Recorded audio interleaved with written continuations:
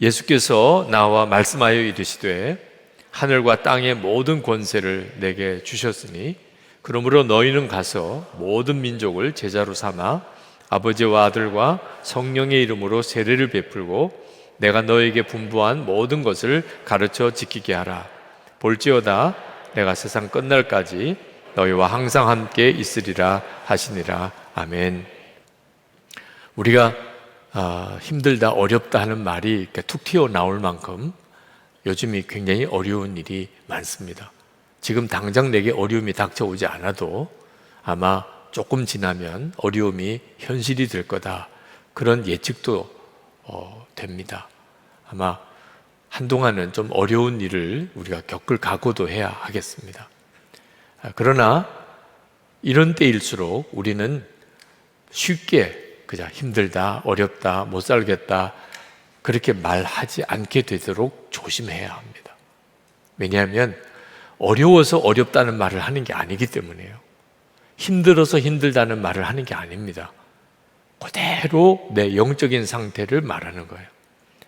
형편이 어렵고 힘들어서 어렵고 힘들다고 말하는 줄 아십니까? 여러분이 믿음이 무너지니까 다 어렵게 느껴지고 힘들게 느껴지는 거예요. 그리고 여러분이 하는 말은 사람도 듣고 하나님도 들으시고 마귀도 듣습니다. 그러니까 여러분이 어떻게 말을 하느냐 하는 것은 대단히 중요해요. 그러니까 여러분이 무슨 말을 하면 하나님이 기뻐할 수도 있고 마귀가 기뻐할 수도 있어요. 이왕 우리가 사는 거, 그죠? 아무리 힘들고 어려워도 하나님을 기쁘시게 하면서 살아야지, 마귀가 좋아하도록 말하고 살면 복이 되겠습니까? 그리고 지금 우리 형편은 전 세계에서 가장 좋은 축에 들어가야 합니다. 만약에 우리가 힘들면 북한에 있는 동포는 어떻게 해요? 중국에 있는 그리스도인들은 어떻게 하나요? 오늘 우리가 황윤철 선교사님 위해서 태국에 선교센터를 세우는 일을 위해 중보하고 기도했지만 태국에 있는 기독교인들, 그 동남아시아에 흩어져 있는 거기 교회와 성도들은 우리가 힘들면 그들은 뭐라고 이야기를 해야 되죠? 우리는 하나님이 전 세계를 다 동시에 보시잖아요. 그러니까 한국에서 예수를 믿는 성도라는 것은 힘들다는 말을 하는 것조차도 죄가 될 수도 있다. 이 점은 명확한 거예요. 우리가 힘들면 그러면 다른 쪽 나라에 있는 사람들은 도대체 뭐라고 말을 해야 되냐. 그러니까 여러분, 힘들다, 어렵다, 못 살겠다 이런 말은 정말 조심해야 합니다. 자, 그런데 이런 말을 들을 때 더 마음이 상하신 분이 있어요. 그래도 힘든데 어떡해? 힘들다는 말도 못해? 이제 이렇게 느껴지는 분들도 있으세요. 그래서 설교 듣는 게 굉장히 부담되시는 분들도 있으실 겁니다. 근데 꼭 아셔야 됩니다. 왜 예수를 믿고도 힘들다, 어렵다, 못 살겠다 이런 말이 툭툭 나오는지. 정말 형편이 어려워서 그런 게 아니라니까요. 예수님을 믿지만 예수님이 정말 함께 계시다는 것이 안 믿어지니까 그래서 그런 말이 튀어나오는 거예요. 힘들다, 어렵다, 못하겠다 그런 말이 튀어나오는 이유는 하나예요. 예수님이 나와 함께 계시는 것이 정말 안 믿어지니까 그런 말이 나오는 거예요. 그러니까 원인을 정확하게 알아야죠. 힘든데 힘들다는 말도 못해요, 이런 말을 하면 안 되는 거죠. 지금 우리보다도 몇 배 힘든 사람이 감사합니다 이런 사람들도 많다니까요. 얼마든지 고생 안 해도 되는데 예수님 때문에 사서 고생하는 것 같은 사람들도 있다니까요. 그러니까 어려워서 힘든 게 아니구나. 예수님이 함께 계신 게 안 믿어지니까 그런 거예요. 예수님께서 오늘 우리 본문 말씀에서 본 것처럼 이제 승천하시기 전에 제자들에게 아주 위대한 사명을 맡기셨어요. 전 세계 모든 족속에게 복음 전하고 제자 삼고 세례 주고 주의 말씀을 가르치라. 엄청난 사명, 위대한 사명이죠. 그런데 위대한 사명만 주신 게 아니고 말할 수 없이 놀라운 약속도 주셨어요. 세상 끝날까지 너희와 항상 함께 있으리라. 사실 힘들다 어렵다고 말을 할 거면 예수님이 주신 이 사명이 진짜 힘든 거예요. 불가능한 일이니까. 힘들다고 말할 정도가 아닙니다. 2000년 전 제자들이 전 세계 모든 민족에게 복음 전하고 제자 삼고 세례 주고 주의 말씀을 가르치는 일을 한다. 2000년이 지난 지금도 그게 어려운데 2000년 전의 제자들은 이건 정말 말도 안 되는 명령을 하신 거예요. 그런데 예수님이 그런 명령을 주신 이유는 그보다도 훨씬 더 큰 약속을 주셨기 때문에 하시라고 한 거죠. 함께 계시겠다는 거예요. 주님이 함께 계시겠다. 자, 여러분, 이 위대한 명령과 주님의 이 약속 사이에 어떤 게 더 커 보입니까? 많은 그리스도인들이 주님의 약속은 정말 하찮게 여겨져요. 항상 함께 계시겠다. 그래서 뭐 힘이 납니까? 그럼 나 당연히 믿고 있어. 예수님 나와 같이 계시겠지. 그런데 사명은 엄청 커 보이는 거예요. 우리 주님이 우리에게 지키라고 하신 말씀, 그건 너무 부담이 되고 도무지 순종하기가 어려워요. 즉, 이 문제가 해결이 돼야 되는 겁니다. 여러분, 예수님께서 두세 사람만 모여도 함께 계시겠다고 마태복음 18장 20절에 말씀하셨잖아요. 그러면 지금 예수님이 우리와 같이 계신 거죠. 다 우리 믿으세요. 그렇죠? 그런데 문제는 예수님이 우리와 같이 계신 게 놀랍지 않다는 거예요. 예수님이 우리와 같이 계신 거 믿어요. 그런데 가만히 생각해 보면 이게 엄청난 이야기예요. 예수님이 지금 우리와 같이 계십니다. 예수님이 지금 우리와 같이 계시다고요. 제가 막 이런 톤으로 이야기를 하면 짜증이 나요. 모르는 거 아니야. 근데 왜 목사님 저리가 호들갑을 떠는 거야? 예수님이 우리와 같이 계신 거 맞지 뭐. 우리 가운데 계시지. 아니, 예수님이 진짜 우리 가운데 계신 게 정말 사실이라면 안 놀라는 게 더 놀라는 거죠. 예수님이 우리와 같이 계시다니까. 여러분과 같이 계세요. 여러분 옆에 계세요. 그게 안 놀라운 게 놀라운 거예요. 이게 우리들이 가지고 있는 예수님이 우리와 같이 계시다는 믿음의 실상인 겁니다. 예수님이 우리와 같이 계셨다는데 더 이상 놀랍지도 않고 감동도 안 되고 그것 때문에 충격도 안 돼요. 근데 세상 끝날까지 함께 계시겠다고 하신 그 주님이 모든 민족에게 가서 복음을 전하라. 그건 막 기절할 정도로 놀라요. 선교사로 가랄까 봐 무조건 순종하겠다는 기도를 못해요.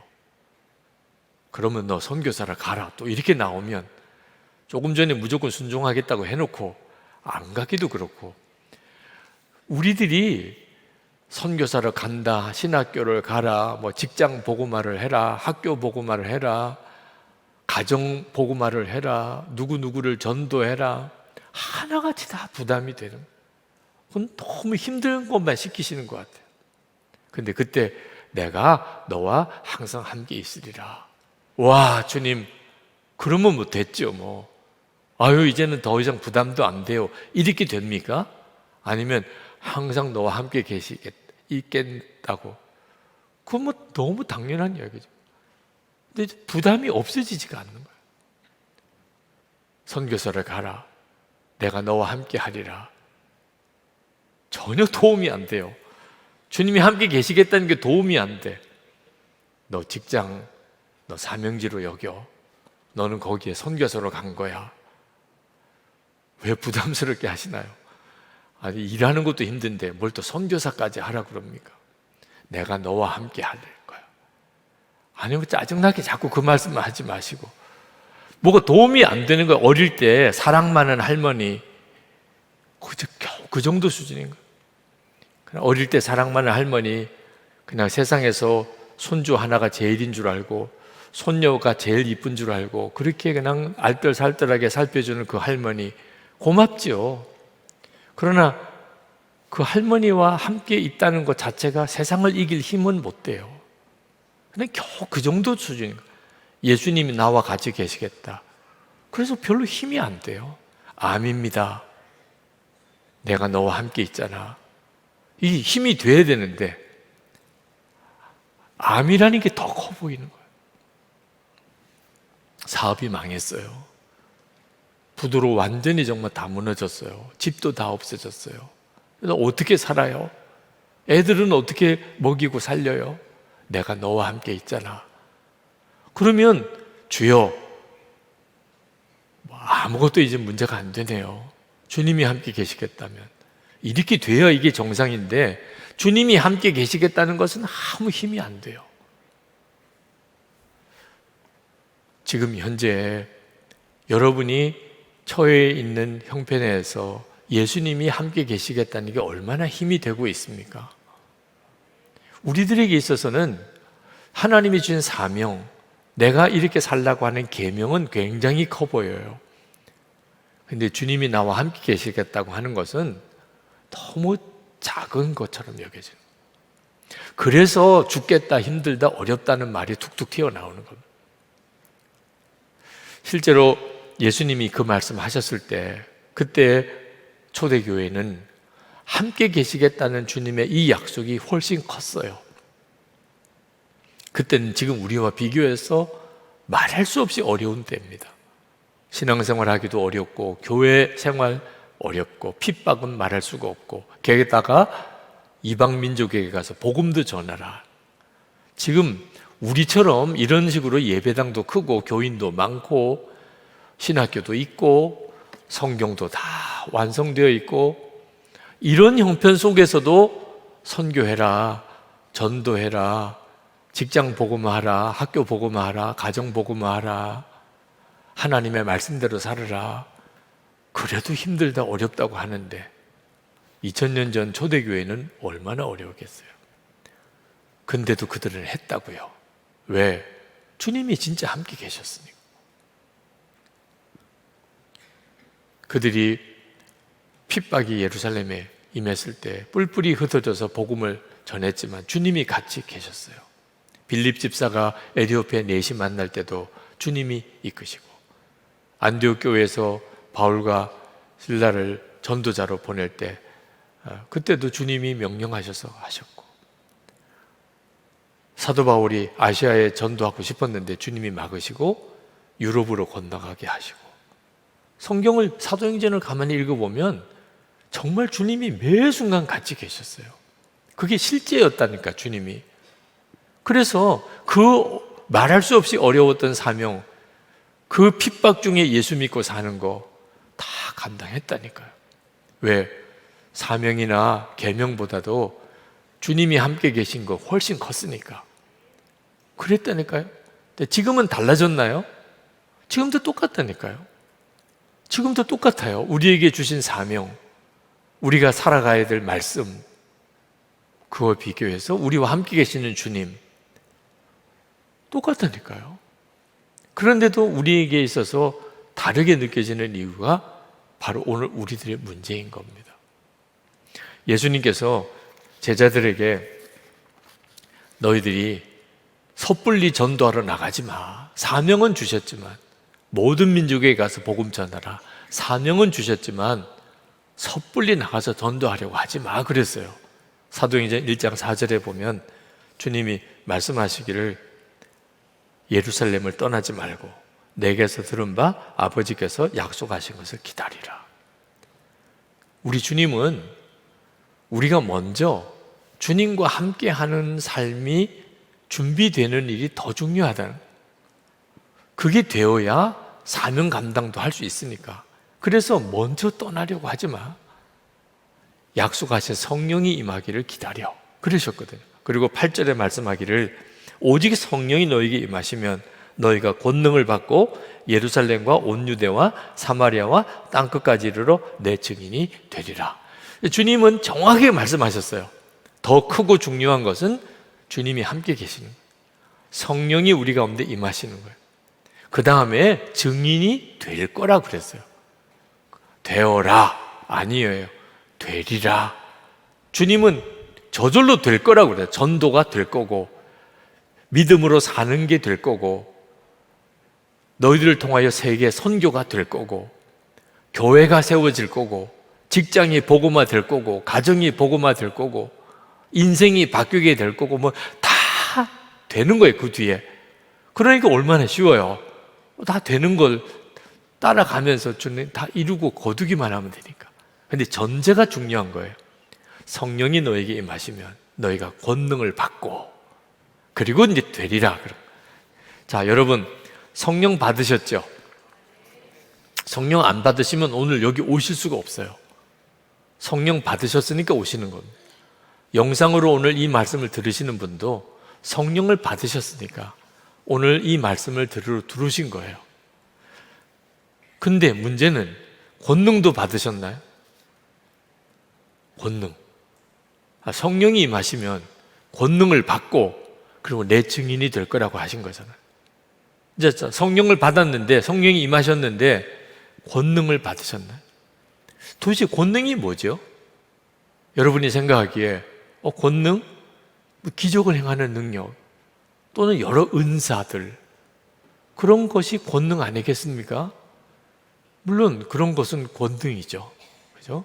뭐 예언을 한다든지, 또는 병자를 고친다든지, 뭐 그런 은사가 있으면 그건 주의 일할 때 굉장한 정말 힘이 되겠죠. 기적을 행하는 능력이 나타나고, 이러면 복음 전하는 데 굉장히 도움이 되겠죠. 저는 그런 권능은 못 받았어요. 아마 여기 계신 분들 대다수가 그러실 거예요. 근데 여러분, 진짜 권능, 그런 은사나 기적 행하는 능력, 그것과 비교도 안 되는, 모든 성도들이 성령 받을 때 다 받은 권능, 그 권능이 뭔지 아십니까? 예수님이 함께 계시는 거예요. 그런 모든 기적과 그 능력을 행하시는 분이 예수님이세요. 그 주님이 나와 함께 계신 것이, 그게 권능인 거예요. 그러니까 성령 받고 권능을 못 받은 사람이 한 사람도 없습니다. 주님이 여러분 안에 오셨잖아요. 여러분은 이미 성령 받고 권능도 받은 사람인데, 예수님이 여러분 안에 오신 것 자체가 여러분에게 있어서 실제로 아무 힘이 안 되는 것처럼 느껴지니 이 문제를 해결하자는 거죠. 예수님은 내 안에 오셨는데, 예수님이 내 안에 오신 것이 위로가 안 돼요. 항상 기뻐하라, 범사에 감사하라. 못하겠어요. 원수도 사랑하라. 너무 힘들어요. 내가 너와 함께 하느니라. 그러면 제가 할 수 있죠. 이렇게 되어야 이게 정상인데, 원수도 사랑하라. 못할 것 같아요.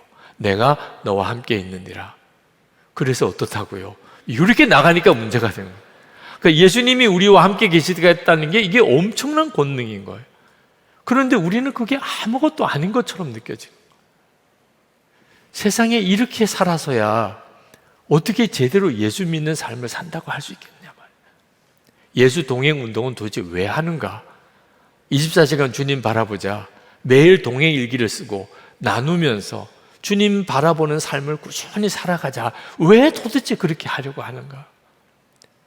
세상 끝날까지 항상 함께 계시겠다는 이 약속이 이미 우리에게 이루어졌는데도 우리에게는 아무 힘이 없는 것처럼 느껴지니, 이 문제부터 제대로 좀 훈련을 받자는 거예요. 여러분, 우리가 힘들고 어려울 때 누군가가 옆에서 같이만 있어줘도 큰 위로가 됩니다. 우리 기도 바캉스 화요일 날 하는데, 여러분 힘들고 어려워서 참 지쳐있는 사람들이 그런 은혜 집회에 이렇게 오면 함께 기도해 주는 사람이 옆에 앉아서 같이 뜨겁게 기도해 주고, 그 자체가 얼마나 큰 힘이 됩니까? 저도 이번 주간 새벽 기도 나와서 새벽 기도 때 기도 자리가 있다는 거, 자연스럽게 이 교회는 내가 와서 기도하는 교회, 오면 늘 기도하던 자리가 있고, 와보면 늘 같이 기도해 주는 사람이 있는, 이게 얼마나 큰 힘인가. 누군가가 같이 있어주는 거. 사람이 이렇게 많아도 실제로는 혼자라고 느껴지는 사람도 있어요. 오늘 이 자리에도 있으실 거예요.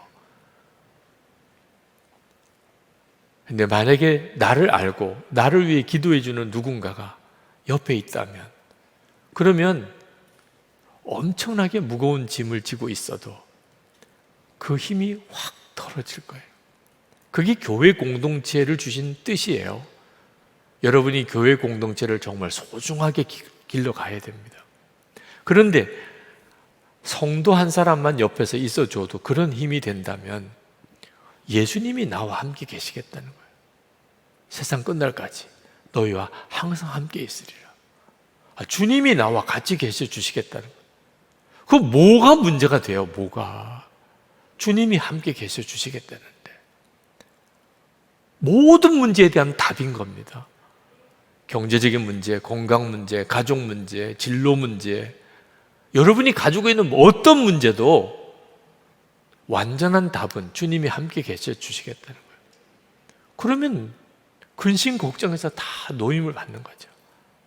주님이 이끄시는 대로, 주님이 나를 정말 함께 계셔서 이끌어 가주시는 대로 가기만 하면 됩니다. 이 약속을 주셨어요. 요한복음 14장 16절, 17절, 18절.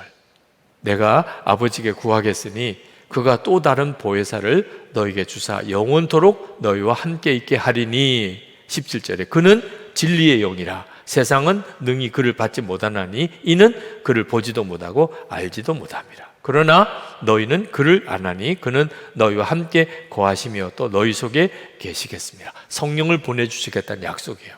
지금 우리 가운데 성령이 그렇게 와 계십니다. 세상 사람은 우리 안에 계신 성령을 몰라요. 눈에 보이지도 않고. 그러나 우리는 성령이 우리 안에 오신 것을 알아요. 그러니까 우리 걸음이 오늘 여기까지 오는 거죠. 그죠? 완전히 사람이 다릅니다. 마음 중심이 달라요. 세상 사람과 예수 믿는 성도는. 자, 그런데 성령이 이렇게 오신 것은 무슨 뜻이냐? 18절에 내가 너희를 고아와 같이 버려두지 아니하고 너에게로 오리라. 예수님이 내 안에 오신 것이라는 거예요. 성령께서 내 안에서 신앙생활 하게 하고 간절하게 하고 사모하게 하는 이 역사는 그대로 나를 고아로 버려두지 않고 예수님께서 내 안에 오신 그 역사라는 거예요. 그러니까 주님이 우리와 지금 함께 계세요. 여기 계신 분 중에 한 사람도 예외가 없습니다. 주님이 여러분과 함께 계세요.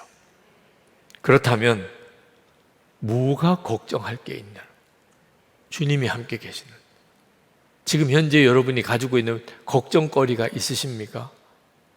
주님이 함께 계시대요. 그 순간에 더 이상 걱정이 안 됩니다. 주님이 함께 계시는구나. 그렇다면 반드시 살 길이 있는 거죠. 이것 때문에 내가 무너지거나 망하지 않아요. 이렇게 비참하게 끝날 게 아닙니다. 주님 함께 계시지요. 아멘. 그러면 그냥 그 자체 응답을 받은 거예요. 주여 할렐루야 감사합니다. 해결해 주셨네요. 이건 정말 너무나 놀라운 거예요. 내가 세상 끝날까지 너희와 항상 함께 하리라는 이 약속이 엄청난 것입니다. 이 약속 때문에 2000년 전에 교회와 제자들이 모든 민족에게로 복음 전하러 나갈 힘을 얻었던 거예요. 그리고 지금도 동일하게 우리와 함께 계시겠다는 이 약속이 믿어지는 역사를 통하여 우리가 우리의 삶 속에서 부딪히는 수많은 문제들, 하나님이 나에게 어떤 명령을 주시든지 간에 능히 감당할 힘을 얻게 되는 거예요. 이거 하나를 제대로 믿지 못하면 아무리 열심히 성실히 살아도 우리의 삶에는 계속 실패해요. 우리 한국 부흥의 시작이었던 1903년 하디 선교사님의 회개는 무슨 회개였을까요?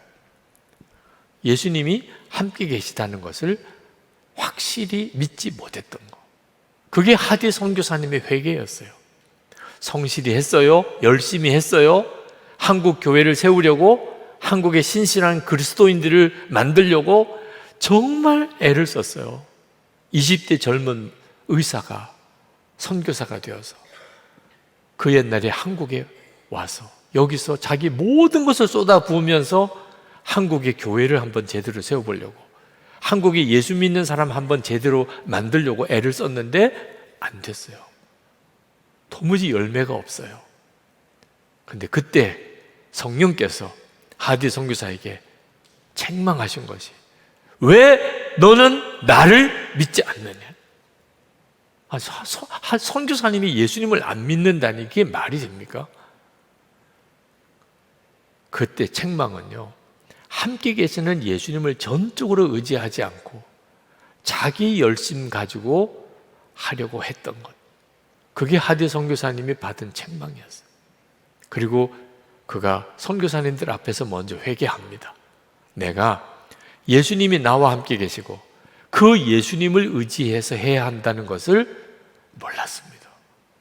그저 내 열심, 내 자격, 내가 훈련받은 거, 내가 공부했던 거, 그것 가지고서 교회 세워보고 예수 믿게 만들려고, 그래서 안 됐던 겁니다. 그게 회개의 시작이었어요.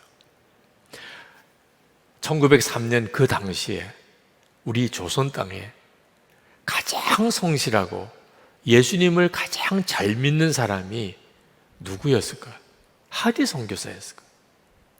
근데 그 하디 선교사가 꼬꾸라진 거, 예수님이 함께 계시고 모든 것을 그 예수님을 의지해서 해야 된다는 것을 몰랐던 거, 그게 한국 부흥의 시작이었어요. 경건한 성도, 그에게도 죄가 있어요. 오늘 여러분, 제가 보기에는 다 착해 보입니다. 금요일 날 성령 집회 오는 분들은요, 안 착하면 안 돼요. 나쁜 신자들은 안 와요. 착해. 여러분 다 착해요. 네. 근데 착한 것만 가지고는 아직까지 해결이 안 되는 것이 있어요. 하디 선교사도 착했다니까요. 그러니까 한국에 선교사로까지 왔잖아요. 그런데도 그분이 성실한 자들이 가지고 있는 잘못이 있어요. 그게 뭐냐면 계속 성실히만 하려고 하는 거예요. 성실히. 혹시 이름이 성실이신 분이 계시면 용서해 주세요. 이름이 잘못됐다는 뜻이 아니고 자기 성실성 가지고, 자기 열심 가지고, 자기 노력으로 그렇게 해보려고. 공부는 그렇게 하면 효과가 있죠. 가정생활도 그렇게 해보려고 그러면 나름대로 열매가 있을 수 있어요. 그런데 주의 역사는 자기 성실함으로 해결할 수 있는 문제가 아니에요. 예수님이 나와 같이 계신데 그 예수님을 진짜 믿지도 않고 의지하지도 않고 그저 내 열심과 눈물과 간절함으로 문제를 해결하려고 하는 것, 이것도 죄더라는 거예요. 그게 꼬꾸라진 거예요. 한국 교회가 부흥이 일어나는 시작이 그 점이었어요. 여러분, 존 웨슬레, 조나단 에드워즈, 엄청난 부흥의 시대를 열은 분들입니다. 근데 존 웨슬레나 조나단 에드워드가 하나님 앞에 회개하고 꼬꾸라졌는데, 조나단 에드워드나 존 웨슬레 같은 분은요, 지금 우리들보다도 회개하기 전에 우리보다 더 경건한 사람이었어요. 금식도 많이 하고 성경도 많이 보고 어려운 사람도 많이 돕고 기도도 많이 하고. 아니, 세상에 우리보다도 더 경건한 사람이 무슨 회개할 게 있어요? 하나예요. 주님이 함께 계신 것을 몰랐다는, 주님이 함께 계시는 것을. 존 웨슬레 목사님이 주님이 나와 함께 계시다는 것을 눈이 열리고 완전히 사람이 바뀌어버린 거예요. 성실한 사람이 신령한 사람으로 바뀐 거죠. 지금 우리에게 필요한 거예요. 여러분에게 정말 필요한 거. 이렇게 성령 집회까지 와서 가정 문제 소홀히 여기지 않고, 내가 지금 재정의 어려움 겪는 거 그저 내 노력으로 하지 않고 기도해야지, 하나님의 은혜가 필요해, 다 그런 마음으로 오신 여러분들에게 뭐가 더 필요하겠어요? 여러분, 지금 여러분에게 뭐가 더 필요해요? 예수님께서 여러분과 함께 계신 것을 진짜 믿고 여러분의 모든 삶을 이제는 여러분의 노력과 성실함으로 하지 않고 함께 계시는 주님을 믿고 그 주님이 말씀하시고 역사하심을 따라가는 것, 이 눈이 뜨여야 한다는 것. 예수 동행 운동을 왜 하자고 그러는 건가? 예수 동행 운동을 하자 그러면 제일 먼저 반응이 오시는 분들이 다 착한 분들이에요. 아주 술 먹고 방탕한 분들이 회개하고 동행일기 쓰시는 이런 경향은 극히 드물어요. 다 그동안 교회 생활 잘하셨던 분들, 시키는 대로 다 교회에다가 충성하시고 그래도 예배 늘 기도의 자리 빠지지 않으셨던 분들, 그런 분들이 동행일기를 써야 되겠다, 그렇게 반응이 오시는 거예요. 뭐 깨달은 거죠? 내가 다른 거는 다 잘했는데 주님 바라보는 게 문제였었구나. 주님이 나와 같이 계시다는 것을 진짜 믿지 못했구나. 그게 그냥 애통함이 된 거예요. 여러분, 예수님께서 분명히 2000년 전에 이 땅에 태어나셨고, 그리고 우리와 같이 사셨고, 십자가에 죽으셨고, 부활, 3일 만에 부활하셨고, 그리고 승천하셨고, 이걸 정확히 아는 것도 중요해요. 정말 중요해요. 교리 지식도 분명히 있어야 돼요. 성경 지식도 필요해요. 그런데 그것만 가지고는 안 된다니까요. 다 우리가 경험해 본 거잖아요. 가르치는 대로 성경이 가르치면 다 믿었어요. 교회에서 하라는 대로 다 했어요. 그런데도 왜 내 마음은 공허하고 믿음의 역사, 삶에 나타나는 증거는 없는 거지요? 도대체 뭐가 문제죠? 하라는 대로 다 했는데. 교회 안에 성실한 그리스도인들이 이런 딜레마에 빠져 있는 거예요. 가정에 이런저런 문제들이 계속 일어나요. 세상에 나가서 일터에서는 세상이 정말 겁이 나요. 내가 예수 믿는다는 거 당당하게 고백 한번 제대로 못 해보고 살아요. 도대체 뭐가 문제죠? 예수님이 나와 함께 계신 거 하나를 진짜 눈이 안 열렸던 거예요. 요한복음 15장 4절, 내 안에 거하라, 나도 너희 안에 거하리라. 이 말씀이 실제가 되어야 되는 거예요. 내가 예수님 안에 거하고 예수님이 이제 내 안에 거하시는, 이 하나가 내게 정말 실제가 되면 그때부터 갑자기 마치 예전에 내가 예수님을 안 믿었던 사람이었던 것처럼 완전히 다른 차원의 삶을 사는, 예수님 안에 거하고 예수님이 내 안에 거하는 게 진짜가 되는 순간, 그냥 그런 말씀이 있는 걸 아는 정도가 아니고. 조지 밀러 목사님, 그분이 우리와 다른 게 뭐죠? 하나, 기도하면 반드시 들어주신다. 그 기도를 들으시는 하나님이 항상 같이 계신다. 이걸 정말 믿은 거예요. 그러나 그냥 믿은 게 아니고 실제로 자신의 삶 속에서 계속 기도하고 또 기도하고 또 기도하고 나가셨던 거예요. 그리고 진짜 주님은 기도하면 응답하시는구나, 기도하면 응답하시는구나. 그래서 자기가 응답받은 걸 가만히 카운트 해보니까 한 5만 번 되더라고요. 그 5만 번 기도 응답받은 사람으로 책도 썼어요. 지루하기 짝이 없어요. 기도하고 응답받고 기도하고 응답받고, 그게 5만 번 나와요. 읽어볼 가치도 별로 없는 느낌이 들 정도로. 그런데 정말 놀라운 책이죠. 왜? 우리는 다 그 은혜를 받았는데도 그렇게 안 살고 있잖아요. 그러니까 조지 밀러 목사님에게 있어서 하나님은 살아계신 하나님, 지금도 함께 계신 하나님, 기도하면 들으시는 하나님, 그게 그분에게는 분명히 했다는 거예요. 우리도 다 알고 있는 내용이에요. 그런데 그렇게 안 사는 게 문제죠. 그 영향을 받은 분이 허드슨 테일러 선교사, 존 웨슬리 목사님과 조지 밀러 목사님을 통하여 예수님은 지금도 살아계신 주님이시구나. 허드슨 테일러 목사님이 처음 하나님께 헌신할 때 기도가, 우리가 아까도 기도했던 것처럼 나를 죄에서 이기게 해주시면 나는 주님을 위해서 살겠습니다. 죄의 종이 아니고 주의 종이 되겠습니다. 그리고 실제로 그 은혜를 경험해요. 주님은 나를 죄에서 이기게 하시는 분이구나. 그리고 허드슨 테일러 선교사님이 완전히 뒤집어진 거예요. 그 허드슨 테일러 선교사님의 5대 손 되시는 분이 이번 주일에 우리 교회 와 설교하세요. 제이미 테일러 중화 복음신학원 원장님이 주일에 오셔서 말씀을 전해주시는데 어제 만나서 한 5시간 가까이 대화를 나눴어요. 조지 밀러 목사님이나 허드슨 테일러 선교사님이 어째 그리 놀라운 일을 하셨을까요? 그분들에게 있어서 특징은 주님은 진짜 살아계신, 함께 계시는 주님이셨어요. 근데 그분들에게만 특별한 은혜를 주셨으면 우리는 할 말이 없는 거죠. 그죠? 조지 밀러 목사님이나 허드슨 테일러 선교사님에게나 하나님이 그런 은혜를 주셨어요. 우리에게는 안 주시는 걸 어떻게 해? 주님이 만나 주시지도 않고 우리와 함께 하시지도 않고 그러면 우리는 뭐 그냥 구경만 하는 수밖에 없죠. 근데 그렇지 않다니까요.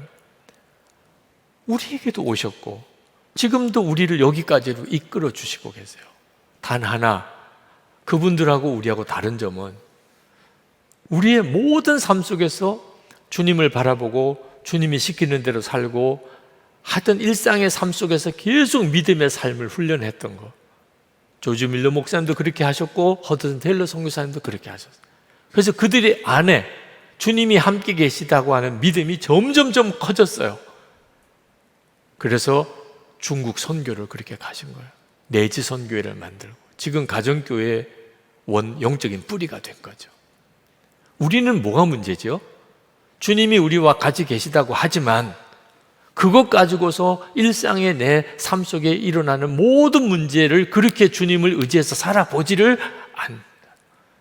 계속 잊어버리고 사는 거예요. 주님이 나와 같이 계시다고 하는데 계속 잊어버리고 사는 거예요. 아침에 눈을 뜰 때도, 밥을 먹을 때도, 뭐 어디 일을 할 때도, 누구를 만날 때도, 저녁에도 주님은 나와 같이 계신 건 조지 밀러 목사님이나 허드슨 테일러 선교사님이나 나랑 똑같은데 우리는 전혀 주목도 안 하고 문제가 생길 때, 어려운 일이 생길 때 주님 의지해서 어떻게 할까요? 주님 나에게 뭘 원하시나? 계속 주님 바라보고 그렇게 살지를 않으니까 주님이 나와 같이 계신 건지 안 계신 건지 전혀 알 수 없는 삶을 우리가 사는 거예요. 제발 이제는 그렇게 하지 말아보자. 그래서 우리가 주님을 의지하고 주님을 바라보기 위하여 시작한 것이 동해일기를 쓰고 나누는 일이었어요. 우리도 그러면서 눈들이 열려지기 시작을 했습니다. 주님이 나와 같이 계시는구나. 수시로 생각이 나요. 전에는 뭐 한 주간 내내 잊어버리고도 살았는데 이제는 계속 생각이 나요. 그게 삶을 바꾼다니까요. 썬다싱이라고 인도 시크 교도 집안에서 태어난 인도 분이 계십니다. 그분이 15살 때 꿈속에서 환상 중에 예수님을 만나서 예수를 믿었어요. 누가 전도해 준 것도 아닙니다. 처음에는 집안 사람들이 자기가 예수 믿겠다고 예수님 만났다 그러니까 다 무시했어요. 아유, 꿈 꿨구나. 너가 그건 꿈이야. 근데 완전히 진짜 예수 믿는 사람이 된 거예요. 그때서야 집안 사람들이 엄청난 핍박을 합니다. 선다싱을. 그때 그가 이렇게 고백을 합니다. 핍박이 아무리 강해도 그리스도와 함께 있지 않았을 때 내가 겪었던 불안과 같은 상태에 비하면 그가 핍박은 아무것도 아니었다. 환난과 핍박을 견디는 것이 내게는 어렵지 않았다. 왜냐하면 그리스도가 없는 상태에 나는 물 없는 물고기와 같았고 새가 물속에 들어있는 것과 같았기 때문이다. 핍박은 아무것도 아니다. 나는 그리스도인으로 이 땅에 살지만 하늘에 사는 것이다. 예수님을 진짜 만나고 정말 주님과 함께 살아보니까 핍박이 아무것도 아니다. 그전에는 더 고통스러웠어요. 내가 그냥 물속에 처박혀 사는 것처럼 그렇게 그때는 힘들었는데 핍박? 아유, 이건 진짜 아무것도 아니에요. 예수님과 함께 사는 이 기쁨이 훨씬 더 크니까 지금 우리도 사실 예수님을 그렇게 영접해서 주님이 우리와 함께 사신다니까요. 그런데 어떻게 썬다싱의 고백과 우리 고백이 이렇게 다르죠? 이 점을 좀 극복해보자. 이제 8월 한 달 동안 해보려고 하는 거예요. 처음 시작해 보시는 분 한번 해보세요. 실패하신 분 이번에 다시 한번 진짜 해보세요. 우리에게 있어서 하나님은 이미 모든 문제를 해결할 완전한 답을 이미 주셨어요. 여러분이 어떤 기도 제목을 가지고 나와 보세요. 여러분에게 이미 다 답을 주셨어요. 내가 항상 너희와 함께 있느니라. 그걸로 모든 문제의 답이라니까요. 문제는 이제 그것이 진짜 믿어지는 거예요. 주님이 나와 같이 계시구나. 그러면 지금 해결되고 안 되고가 뭐가 문제예요? 뭐 나를 죽음의 음침한 골짜기로 인도하든 또는 푸른 초장으로 인도하든 문제가 될 게 없어요. 답은 주님이시니까. 제가 군목 훈련 받을 때 그때 훈련소 교관이요 늘 이런 이야기를 하더라고요. 우리를 이렇게 모아놓고 눈동자 돌아가는 소리가 들린다는 거예요. 와, 진짜 이렇게까지 비참하게 모욕을 당할 수가 있나. 아무리 그래도 어떻게 눈동자 돌아가는 소리가 들릴 수 있겠어요. 어떻게 저렇게 뻥을 쳐도 저렇게 뻥을 치나. 그런데 제가 목사가 되어서 이렇게 설교하러 보니까 눈동자 돌아가는 소리가 들려요. 뭐가 그렇게 볼 게 많은지. 말씀을 전하는데도 주보 보는 사람, 휴대폰 보는 사람, 옆 사람 보는 사람 눈동자 돌아가는 소리가 들려요. 지금도. 말씀에 집중하는 것도 그렇게 쉬운 일이 아닌가 봐요. 근데 예수님은 정말 우리를 볼 때 그럴 것 같아요. 야, 눈동자 돌아가는 소리 들린다. 자꾸 볼 게 어떻게 많은지 우리가 세상을 사는 동안에. 그러니까 우리는 예수를 믿고도 진짜 중요한 복을 누리지 못하는 거예요. 예수님 그분과 함께 사는 복. 뭐가 문제가 돼요? 세상보다 더 크신 주님이 내 안에 오셔서 나와 함께 사시는데 무슨 문제가 나를 무너뜨리겠어요? 어떤 어려운 일이 있어서 내가 무너지겠어요? 근데 이 엄청난 복을 실제로 누리는 성도가 너무 드문 거예요. 오스왈드 챔버스 목사님이 주님은 나의 최고봉 그 책 속에서 이렇게 쓰신 내용이 있었어요. 짜증, 신경질, 분노, 불평. 짜증이라는 것은 정신적 또는 영적으로 정상에서 벗어났다는 의미입니다. 우리는 짜증을 내지 않는 것이 얼마나 힘든지를 잘 압니다. 주 안에서 평안하시기 바랍니다. 문제가 해결될 때까지 주 안에서 참고 기다리십시오 라고 말하기는 아주 쉽습니다. 그러나 실제로 혼란과 역경 중에 참으로 주님 안에서 안식하기란 어렵습니다. 주 안에서 평안을 얻는 것은 환경에 의한 것이 아닙니다. 그 평안은 오직 주님과의 관계에 달려 있습니다. 신경질 내고 짜증내는 것은 늘 죄와 연결됩니다. 우리는 어쩔 수 없이 걱정도 하고 짜증도 나게 마련이라고 생각하지만 사실 그것은 우리가 얼마나 악한지를 말해줍니다. 짜증은 내 맘대로 살겠다는 의지에서 오는 것이기 때문입니다. 주님은 한 번도 걱정하거나 짜증내신 적이 없으십니다. 그분은 이 땅에 자기 뜻을 이루려고 오신 것이 아니기 때문이었습니다. 그분은 하나님의 뜻을 실현하기 위해 오셨습니다. 그러므로 우리가 하나님의 자녀라고 하면서 짜증내고 걱정하고 신경질 부리고 염려한다면 이는 악한 것입니다. 지금 내 상황은 하나님께서 해결하시기에도 벅찰 거라는 어리석은 생각을 한 적은 없습니까? 모든 어리석은 생각을 접고 전능하신 자의 그늘에 머물러 보십시오. 그리고 의도적으로 하나님께 말씀하십시오. 그 무엇으로도 염려하지 않고 짜증내지 않겠습니다. 우리의 모든 염려와 신경질은 하나님을 진정으로 믿지 않기에 발생하는 문제입니다. 여러분, 이제 여러분이 짜증도 이기고 염려도 이기는 진짜 예수 믿는 삶을 한번 살아보자는 거예요. 설교 듣고 마음에 조금 감동받고 집에 돌아가서 그대로 다 쏟아지고 제발 이렇게 이제 더 이상 살지 말고. 설교가 사람을 못 바꿔요. 네. 함께 계시는 예수님을 진짜 믿어지고 눈이 열려야, 그래야 교회에 있든지 집에 가든지 변함이 없어요. 길거리에 있든지 혼자 있든지 많은 사람 같이 있든지 아무 상관이 없어요. 여러분, 이것보다도 더 중요한 문제가 어디 있어요? 이것부터 해결되어야 그 다음에 모든 민족에게 가는 것도 해결되는 거예요. 주님과 함께 사는 삶이 안 되는데 무슨 사명을 감당해요? 말씀은 다 어렵고 불가능한 것처럼 보이는. 그런데 이제 주님과 동행하는 삶에 눈이 뜨이기 시작하면 완전히 다른 삶이 되기 시작해요. 주님이 나를 통해 역사하시고,